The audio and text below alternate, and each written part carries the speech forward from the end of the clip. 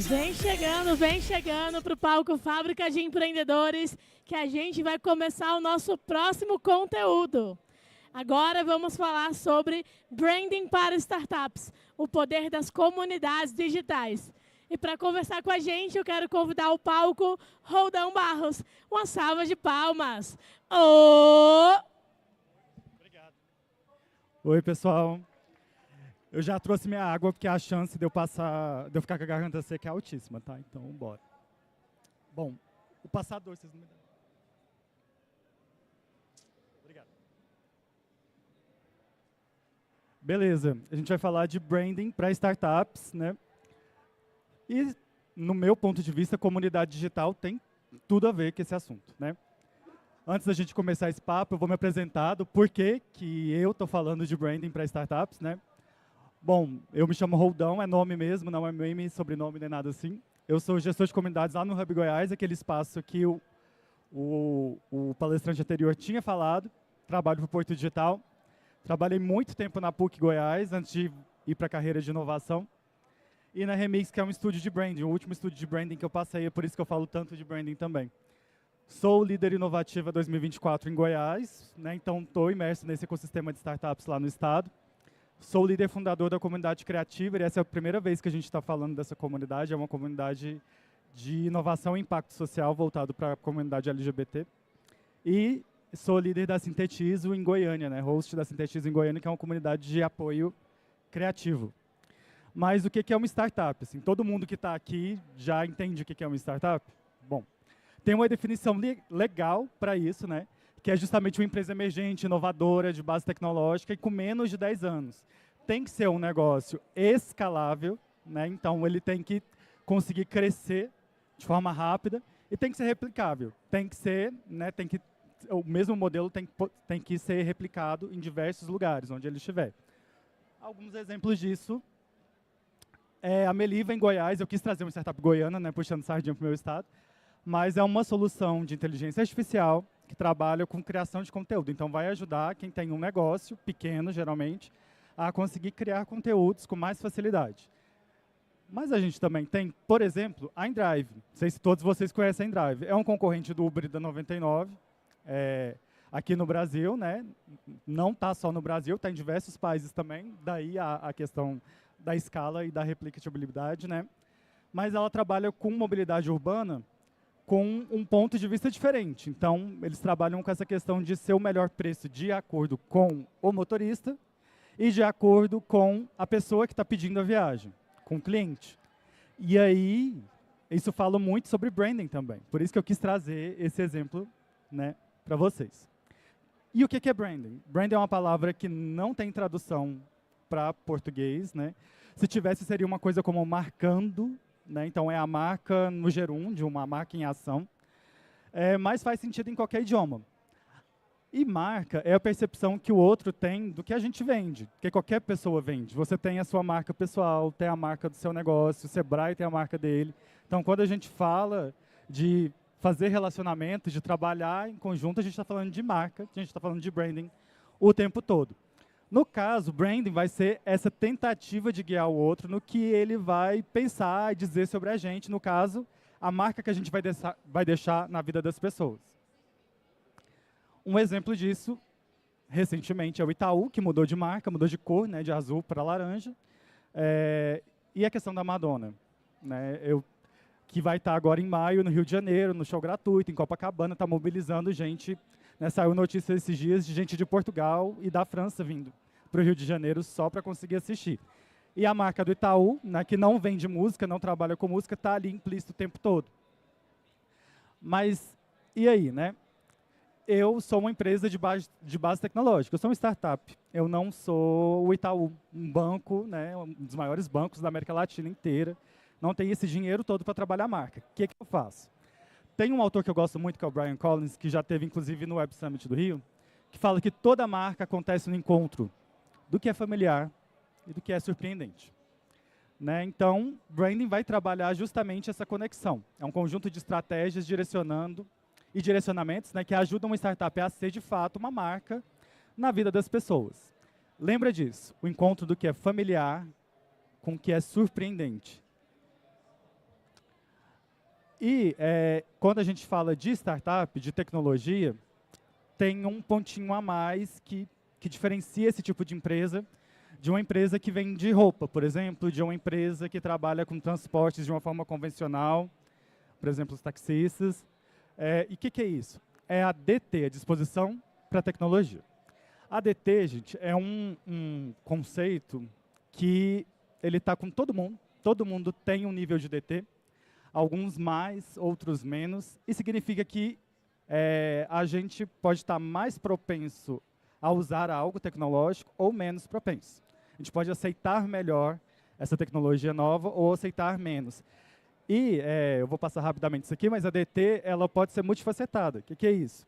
A mesma pessoa tem DTs, né, tem níveis de disposição para tecnologia diferentes, dependendo da tecnologia.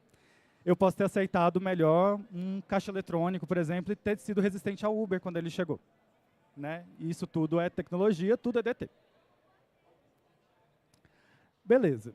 E aí, por que eu quis falar de comunidade para poder falar de startups e de branding? Faz sentido? Bom, comunidade é mais que uma audiência. Quando a gente fala lá dos nossos TikToks preferidos, assiste eles falando o tempo todo de comunidade, de como criar comunidades, eles estão falando muito dessa questão de relacionamento com a audiência, né? Mas quando a gente trabalha com startups, comunidade tem um outro significado também. A gente pode estar falando de um grupo, mas não é qualquer grupo, é um grupo que é ouvido, um grupo que tem propósito, um grupo que tem regras bem definidas. Então, está claro para todo mundo daquela comunidade, né, da startup ali, o que pode ser feito, quem faz, quem manda ou não manda, como que é gerido isso, né? E aí a estratégia de comunidade ela não vai ser uma novidade entre as grandes marcas de tecnologia. Então, Apple trabalha muito bem comunidade, a própria Uber trabalha muito bem comunidade, a Adobe trabalha muito bem comunidade, né? E a gente vai ver alguns outros exemplos aqui também. E aí, quando a gente fala de startup, comunidade vai ser só uma estratégia digital? Não, mas para esse público, né? Então a gente está falando aí de diferentes formatos de empresa que tem aportes, né? Tem muito dinheiro, e empresa que não tem dinheiro nenhum para poder trabalhar. Então, a estratégia no digital vai fazer muito mais sentido. E aí eu trouxe essa tela que eu gosto muito, que fala como a gente passou, né, por diferentes eras dentro do digital. Então, a gente tem ali a era da publicidade em massa, começando lá nos anos 30, 1930, por aí. Então, mais ou menos 100 anos atrás. A gente tem uma era da personalização, então, ali do negócio falando com o consumidor de forma direta, trabalhando muito de forma personalizada com ele mesmo. Então, aqueles e-mails que vocês recebem com seu nome, tudo, mesmo sendo automatizado, vocês já recebem isso, né? Traz uma sensação diferente para quem tá trabalhando. E agora, a gente tem esse terceiro passo, que é uma era, né, e isso quem defende muito a CM School, né, em São Paulo, que é a era da comunidade. Então, eu estou trabalhando essas questões de negócio com influência. Então, eu estou influenciando as pessoas que estão me ouvindo, que estão comigo, para que haja justamente esse consumo, né, e que haja essa marca na vida dessas pessoas. Então, algumas startups community-led, né, que são ligadas a essa estratégia de comunidade. Por que eu coloquei ex ali? Porque dependendo da lei brasileira, elas não vão ser consideradas startups mais, apesar de fora do Brasil elas serem. Né? Então, a gente tem o Notion, por exemplo, que é um aplicativo aí que faz um monte de coisa, mas ele serve principalmente para a gente organizar um pouco a nossa vida, né? E aí, ele tem uma questão muito curiosa, que ele trabalha com estratégia de comunidade desde o comecinho. Quando tinha 4 pessoas no escritório do Notion, ele já trabalhava com essa questão. Como assim? Eles mandavam e-mail, eu estava procurando os meus arquivos de e-mail, porque eu conversava com o pessoal do Notion em inglês. Em 2018, quando eu comecei a usar, que eu estava fazendo mestrado, eu já conversava com eles. Eles perguntavam, eu vi que você está usando muito, e aí, o que você está gostando, o que você não está gostando? Fala pra gente como eu consegui escrever em inglês, isso foi tranquilo, e conversei com essas pessoas na época. Hoje o Notion é enorme, né? E um resultado, que eles trabalham, essa estratégia de comunidade obviamente cresceu, não ficou só nessa questão de troca de e-mails, eles trabalham muito forte essa questão, principalmente com templates, né? Eles têm milhares de embaixadores oficiais no mundo todo, e são pessoas que são verdadeiros defensores de marca. Então, você tem advogados para o seu negócio a partir dessa estratégia. Né? Outro exemplo é o Canva, né? Que também trabalha com comunidade, não uma estratégia mas em uma estratégia única, mas em uma estratégia super diversa que trabalha várias comunidades. Então, dentro do Canva, eu tenho uma comunidade para designers, eu tenho uma comunidade para influenciadores do Canva, eu tenho uma comunidade para professores e educadores que trabalham com Canva. Então, são diversos públicos, mas com essa estratégia de comunidade. É uma estratégia que mistura um pouquinho aqueles dois, o item 2 e o 3 do slide anterior. Né? Resultado, eu tenho defensores de marcas em categorias muito diferentes. Eu tenho desde a pessoa que é designer e que defende o Canva e usa, ensina, mostra como usar, até um professor que ensina como fazer apresentações no Canva. Tá, e aí como que eu aplico isso, então, em uma startup, que é aquela estrutura enxuta, escalável, né? Enfim. Depende de quê? De contexto, né? Onde você está inserido, quanto dinheiro você tem para investir, quantas pessoas estão contigo nesse momento. Mas dá para começar no digital pequeno, e eu trouxe para vocês aqui 2 modelos de mínima comunidade viável, né? MCV, que a gente fala. Que é isso? É um canvas de comunidade, né? Esse daqui é o que a CM School ensina, né? costuma divulgar, que ele trabalha 4 pilares ali. O pilar de valor, então valor ele não é preço, valor é como as pessoas enxergam valor no que eu vendo, como as pessoas acham aquilo valioso. Né? O grupo pequeno, então comece pequeno, dando muita atenção, ouvindo bastante, tirando ali os dados de quem está com você no começo, né? E depois você vai escalando isso, depois você vai aumentando essa estratégia. Defina qual que é o squad, né? Justamente quem que é esse grupo que vai estar com você, quem vai estar em qual papel. E os dados, né? Então, use esses dados. As pessoas estão falando, elas estão movimentando, o que elas estão dizendo? Né? Quantifica isso, trabalha isso. Outro exemplo, e esse já é um framework que é aberto, é da mínima comunidade viável do Community Canvas. Né? Se vocês entrarem em communitycanvas.org, vocês vão ver que existe uma plataforma desde 2017, né? Está traduzida para diversos idiomas, inclusive o português do Brasil, que ele vai trabalhar ali um modelo de comunidade mínima que tem 9 itens. Então, ele vai falar de propósito, de valores também, de audiência, de metas e objetivos. E aí, nesse mínimo viável, ele vai falar do que você espera em 12 meses com a sua comunidade. Né? Você vai ter a questão de experiências, a questão de regras, a questão de quem vai designar, né, quais regras são e vai cuidar disso, então papéis ali, né? Tem a questão de governança e a questão de comunicação. Tá meio ruim para ler aqui, mas tem disponível de graça na internet. Lembra de canvasdecomunidade.org ou communitycanvas.org. Tá? Beleza. E aí eu quis trabalhar com essa questão de comunidade de 2 pontos de vista aqui. Porque a gente está falando de startup, né? Então, na maior parte das vezes, vão ser ali 2 pessoas, R$500 e um sonho, né? No comecinho. Então, comunidade faz muito sentido de 2 pontos de vista. Né? Do ponto de vista de quem vai ter que botar a mão na massa e fazer, que muitas das vezes não vai ser uma pessoa especialista em branding, uma pessoa que não está preparada para lidar com isso, que não entende muito ali de marca. A gente brinca que todo brasileiro nasce já com pós em marketing, né? Porque a gente tem muito essa habilidade de vendas, né? Trabalha muito isso. Mas, enfim, tem uma forma melhor de fazer. E, no meu ponto de vista, o que eu defendo é que essa forma é com comunidades. E aí, estar em uma comunidade de startups vai fazer muita diferença para esse empreendedor de startups ou para a pessoa que quer entender mais desse universo de startups ou abrir uma startup. Por exemplo, né, em Goiás, a gente tem algumas comunidades de startups. Né? A gente tem o Inovativa, que eu estou na liderança lá em Goiás, mas todo ano é uma pessoa diferente do ecossistema que lidera essa comunidade. Né? E aí vai reunir todas as startups que estão participando dos editais, então são startups que entram nessa política pública que é nacional, que conta com o Sebrae também, né, como um dos parceiros, executores. Mas também tem os eventos de interação, os meetups e tudo mais. Tem a Creative, e esse é o primeiro palco que eu estou falando dessa comunidade, uma comunidade que vai reunir principalmente founders e pessoas interessadas no ecossistema de inovação e empreendedorismo em Goiás, mas o público LGBT, do ponto de vista desse público, né? Não é restrito, mas é uma comunidade afirmativa. Uma das que existe em Goiás, eu vou falar de mais duas aqui. Né? A gente tem o Porto Digital Startups, que agora está em Goiás também, mas que é natural, né? Lá de Pernambuco. A Área 64, que é uma comunidade muito focada em agronegócio, tecnologia, então Agritechs, né? Lá no sudoeste do estado de Goiás. O All In Hub, que está em outra região de Goiás, ali de Catalão, né? Vai trabalhar com essas startups. O Startup Go, que é a startup que a gente tem para o estado inteiro, né? Basicamente, muito ativa em Goiânia. E aí, outras duas comunidades afirmativas aqui. Mulheres Go, que vai juntar as mulheres em tecnologia, e aí entra o empreendedorismo tradicional também. Elas têm esse eixo de startups, mas tem o eixo tradicional também. Né?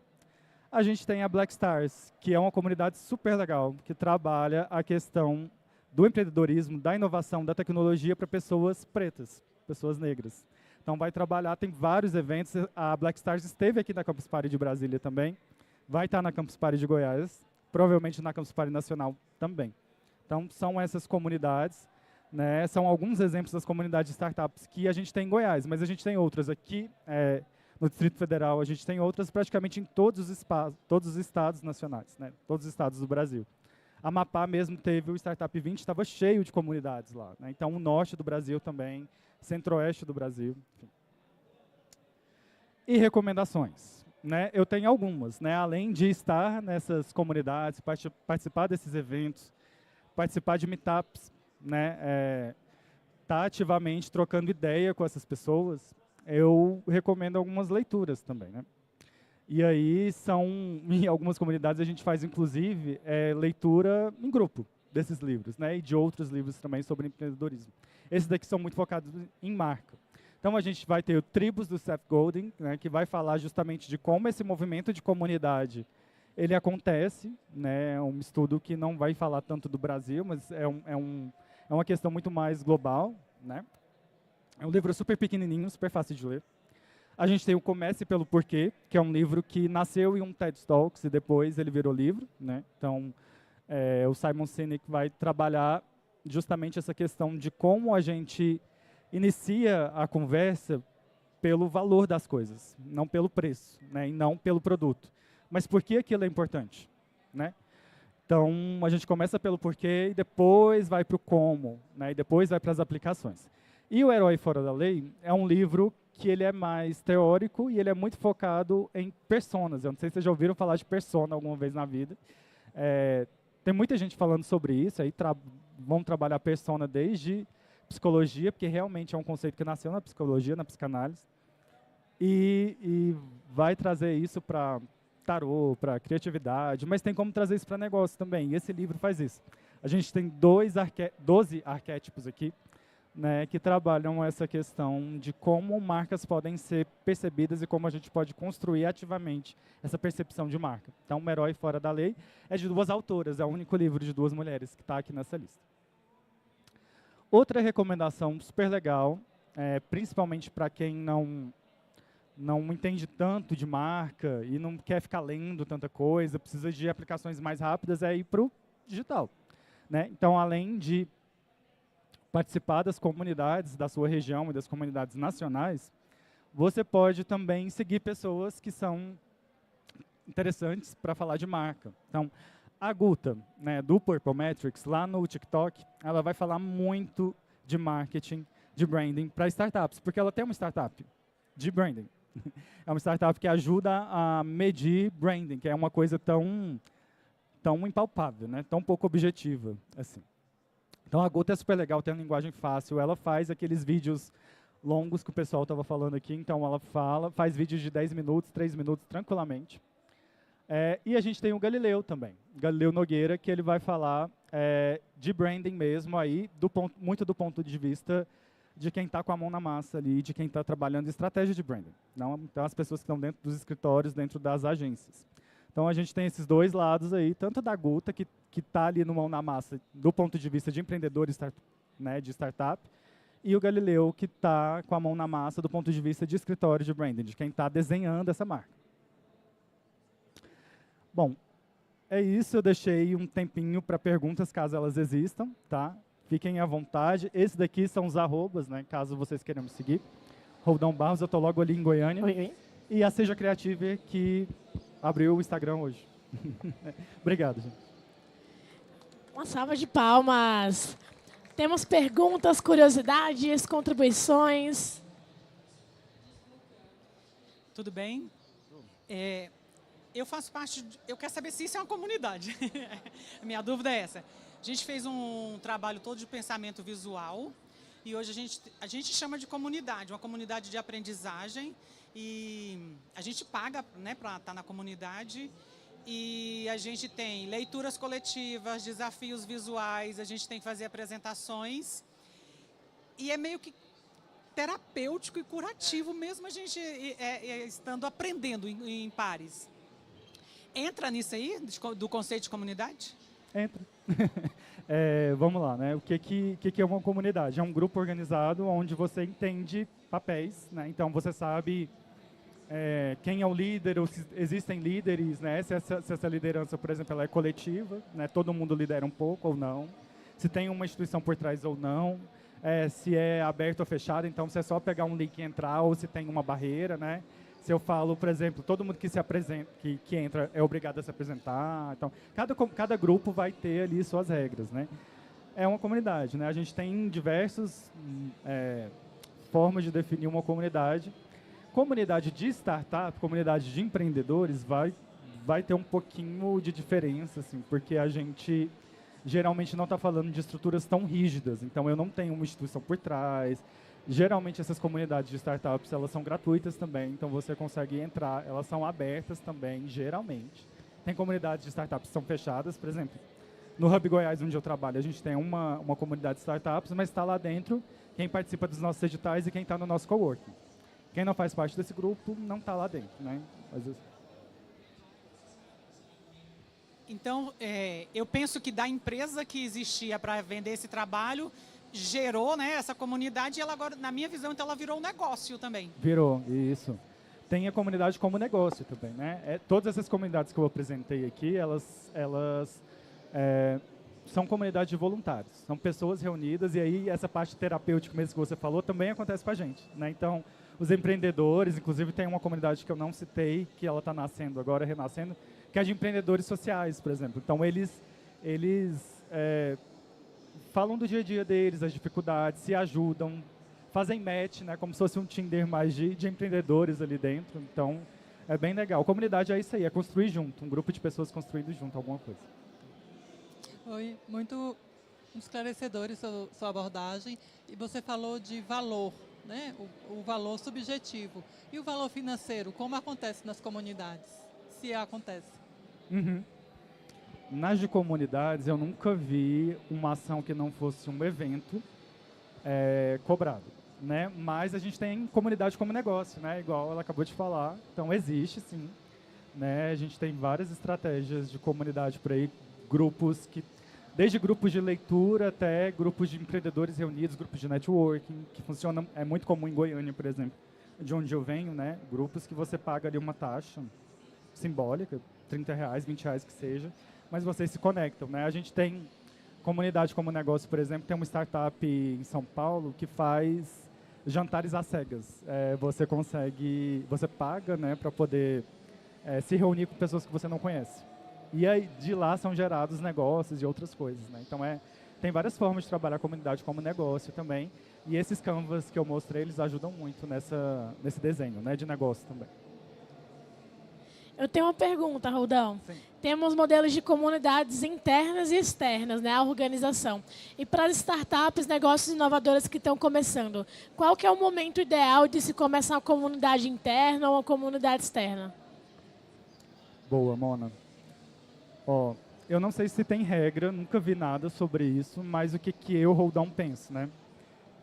Que você precisa ter primeiro audiência antes de ter comunidade. Você vai trabalhando estratégia de comunidade antes de montar ali seu grupo, sabe? Para que as pessoas vejam justamente valor, para que faça sentido para elas estarem ali. A partir do momento que você tem essa estratégia, eu acho que faz sentido. Você começa... Eu sou muito a favor do que a CM School traz ali de começar pequeno. Então, se tem 5 pessoas engajadas com você e elas estão fazendo acontecer, faz acontecer com essas 5 pessoas. Até o momento que elas vão virando evangelizadoras, né, e vão crescendo esse negócio. Comunidade interna, eu acho que é isso. Mas uma dica muito legal é participar das comunidades, né? Então, as startups, estar em comunidade de startups, desde o dia 0, ele é muito importante no meu ponto de vista. Eu queria saber se você recomenda alguma plataforma específica. Alguma plataforma? Não, assim, específica não. Tem algumas no Brasil, né? A gente tem a Cativa, por exemplo, a Comunitive, que são startups brasileiras que trabalham com essa questão de comunidade. Então, você consegue desenhar toda a sua comunidade, seu negócio ali dentro. Ela é muito focada em negócios, né? As comunidades de startup, geralmente, elas usam plataformas abertas mesmo. Então, você tem Meetup, Discord, WhatsApp. Essas ferramentas elas vão ser usadas mais para a comunicação desses grupos, né? E aí, como eles vão se organizar, vai depender de cada um. Assim, tem grupo que usa Notion e Drive e se reúne pessoalmente. Tem grupo que faz tudo pelo Slack, por exemplo. Para pessoas... ela fez a pergunta de pessoas mais velhas, né? O que é melhor? Vai depender daquela questão do DT, né? A disposição de tecnologia da pessoa. Então, o mais fácil é você usar o que a pessoa já usa. Então, se ela já usa o WhatsApp, foca no WhatsApp e trabalha essa comunidade de outras formas. Trabalha essa comunidade com encontros presenciais, com moderação bem presente ali no WhatsApp, com grupos diferentes, com vídeos, com áudio, né? Então, vai trabalhando isso de outras formas. Eu acho que um parêntese legal também nessa fala, que para quem nunca trabalhou diretamente com o tema, é que a comunidade ela também não é só a plataforma online, né? Também é a plataforma física. Então, você usar o online para promover esses encontros físicos também, as ações que acontecem ali também é fomentar a comunidade. Então, dependendo do público, qual faça sentido você ter uma comunidade híbrida, ou que tenha bastante ações presenciais, e que a plataforma online vai ser mais um catalisador mesmo das oportunidades da região. É isso aí. Gente, a Mona é referência nacional de comunidades, tá? De startups. Somos, então, né? Somos. É isso aí. Temos perguntas da plateia. Aproveitem para questionar, se interagir, mas também. Então eu vou aproveitar também para deixar umas dicas de plataforma online, aí voltada para quem pensa em trabalhar comunidade de educação também, com cursos, multimídia, que é a Nichos, Nichos. É uma startup também brasileira. E tem a Curso Educa, que também é uma plataforma que ambas vocês podem fazer a própria Netflix ali de conteúdos de vocês. E as pessoas que estão aprendendo o conteúdo que vocês sobem lá, as duas são pagas. Vocês pagam, tem uma mensalidade para fazer. Gratuito, uma comunidade bem legal. Uma plataforma bem legal é a NAS.io. É NAS.io. Ela não é brasileira, mas ela está disponível em português. Ela está disponível para uso gratuito. NAS.io. NAS.io. Ela está disponível gratuitamente. Você consegue monetizar depois no mesmo grupo, se você quiser. Então, e dá para pagar em real. Eu uso ela lá no Hub Goiás. Ela é bem legal. Assim. E dá para você fazer isso com grupos de WhatsApp também. Então, WhatsApp, Discord e Telegram também. Acho que essas ferramentas hoje estão tão no dia a dia das pessoas, né, que o engajamento, ainda mais para começar, é legal criar da maneira raiz, como a gente fala, depois buscar uma plataforma mais estruturada, onde você vai ter uns custos envolvidos mensais para poder manter a operação daquilo, né? Então, existem várias estratégias e você ilustrou bem agora, que bom. Temos mais perguntas? Aproveitem. Não? Então, suas dicas finais, Rodão, se você tiver alguma mensagem, onde é que as pessoas te seguem ali no Instagram? Eu quero muito agradecer vocês pelo tempo de vocês, né, pela paciência de vocês. Muito obrigado por essa troca. Na Páscoa, né? Eu sei que não é fácil, então feliz Páscoa para todo mundo e muito obrigado. Obrigada, uma salva de palmas.